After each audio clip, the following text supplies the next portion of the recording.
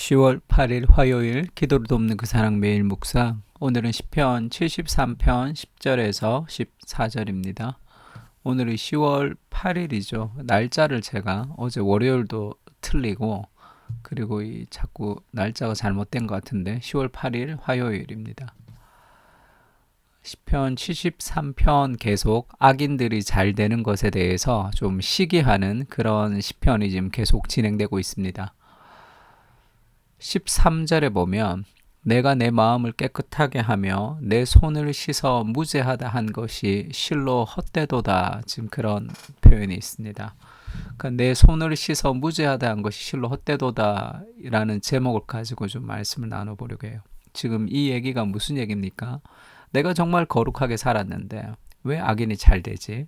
그럼 내가 지금 거룩하게 산 것이 다 헛되다 이렇게 좀 원망하듯이 지금 이야기하고 있습니다. 그러니까 왜 그렇게 얘기하는지 좀 한번 우리를 돌아보는 시간이 되면 좋을 것 같은데, 하나님을 무시하는 삶을 사는 사람들이 결국 어떻게 행동하게 되는지를 보여주는데요. 10절에 그러므로 그의 백성이 이리로 돌아와서 잔에 가득한 물을 다 마시며 말하기를 하나님이 어찌 알랴 지존자에게 지식이 있으랴 하는도다.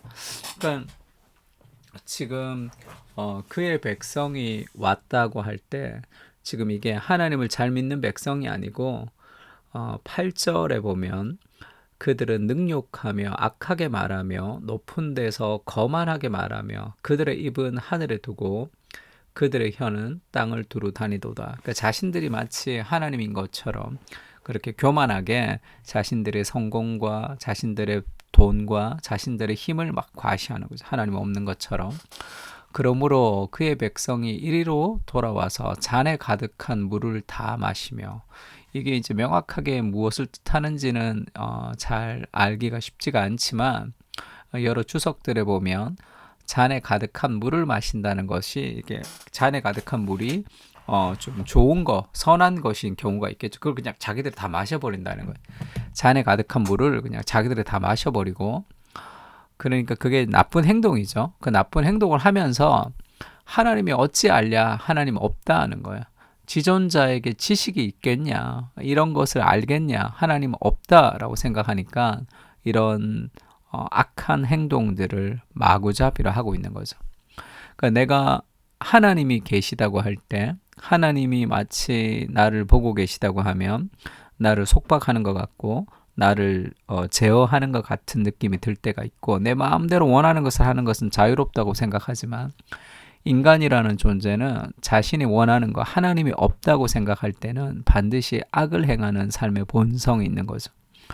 그 악은, 인간은 하고 싶은 대로 행하면 다 악한 행동들로 흘러갈 수밖에 없습니다. 그래서 갈라디아서에서 성령의 열매를 얘기할 때도 성령의 열매는 사랑과 희락과 화평과 할 때 그 사랑과 희락과 화평을 성령의 열매라고 얘기해요. 열매는 시간이 흘러야지만 맺히는 거죠. 그리고 호색과 시기와 분쟁과 라고 얘기하는 것은 육체의 일이라고 얘기합니다.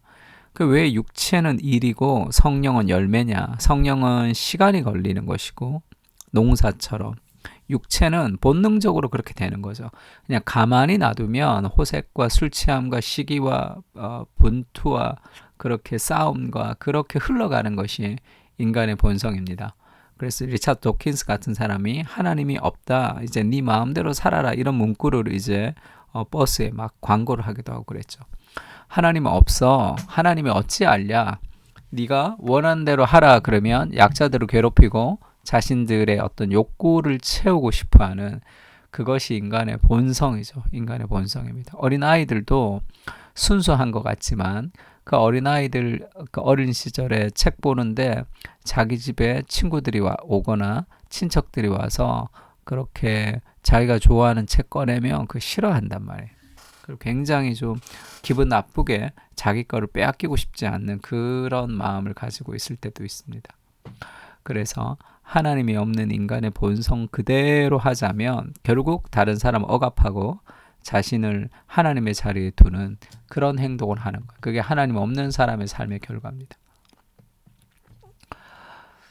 그래서 그 요셉이 그 죄를 이길 때도, 보디발의 아내의 유혹을 이길 때도 요셉이 그렇게 얘기하죠. 내가 그런즉 내가 어찌 이 큰 악을 행하여 하나님께 죄를 지으리까. 그러니까 하나님 앞에 사는 사람들은 죄를 이길 수 있는 거죠. 본성을 이길 수 있습니다. 이때 하나님께 어떻게 죄를 지으리까 했을 때, 하나님을 더 사랑할 때, 어떤 죄를 짓는 기쁨보다 하나님의 뜻을 무시하는 슬픔이 더 클 때 우리가 죄를 극복할 수 있는 거죠. 그러니까 하나님 앞에 내가 살고 있다라는 그 삶이 우리의 삶을 더 거룩하게 만들어가는 것입니다.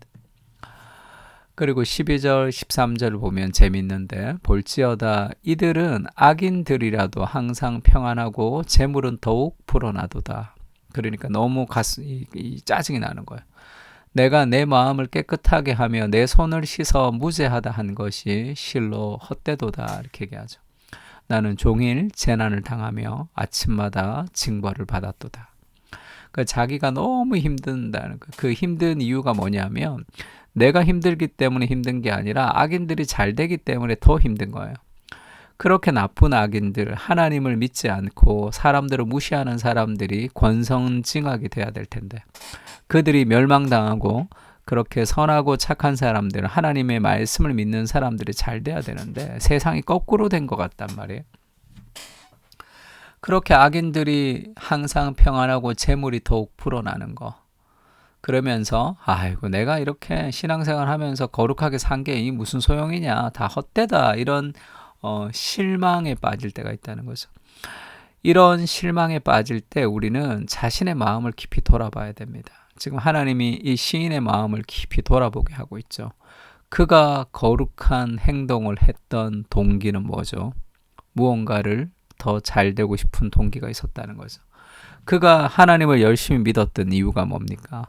내가 더 잘 되고 싶은, 무언가 내 삶에 유용한 것들이 내가 이렇게 믿었으니까 더 있어야 될 것 같은 그런 공로주의, 보상 심리가 그 안에 있었던 거죠. 그러니까 악인들이 잘 되는 걸 보고 내가 왜 이렇게 거룩하게 살았을까? 이게 다 소용없는 거 아니야? 그러면 그가 거룩하게 살았던 삶의 동기는 결국 악인들처럼 잘 되고 싶어서 내가 그렇게 했던 것이죠. 그래서 우리가 여러 가지 시기심, 그리고 악인들이 잘 되는 것, 세상이 변화되지 않는 것, 그런 것을 보면서 느껴지는 삶의 실망이 있다면 그 실망의 끄트머리에는 우상이 있는 경우가 있습니다.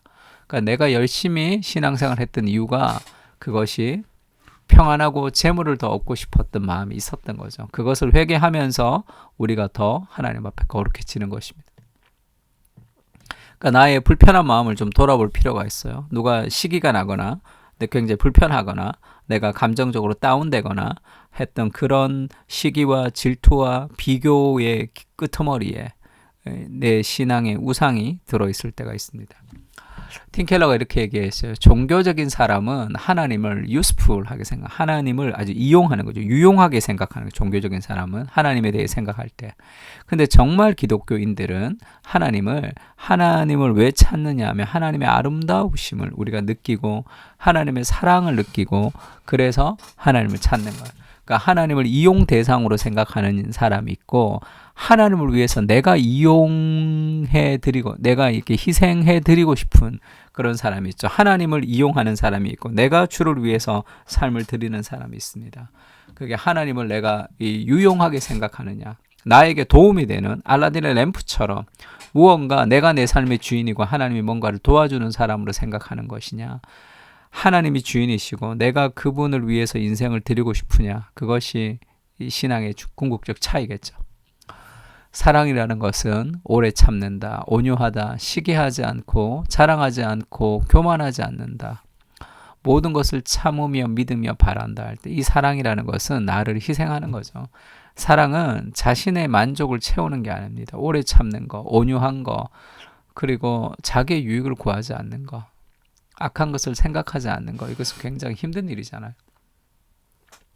사랑은 결국 나를 희생하는 것이 사랑이라고 얘기합니다. 근데 종교는 하나님을 희생시키는 거죠. 그리스도를 묵상하는 것은 에베소서에도 그렇게 얘기합니다. 그는 예수님이죠. 허물과 죄로 죽었던 너희를 살리셨습니다. 허물과 죄로 죽었던 우리를 살리셨어요. 그 죄인을 살리신 거죠. 그때 너희는 그 가운데 행하여 이 세상의 풍조를 따르고 공중의 권세 잡은 자를 따랐으니 곧 지금의 불순종의 아들들 가운데 역사하는 영이라. 아주 하나님을 떠나서 살았던 존재들이죠.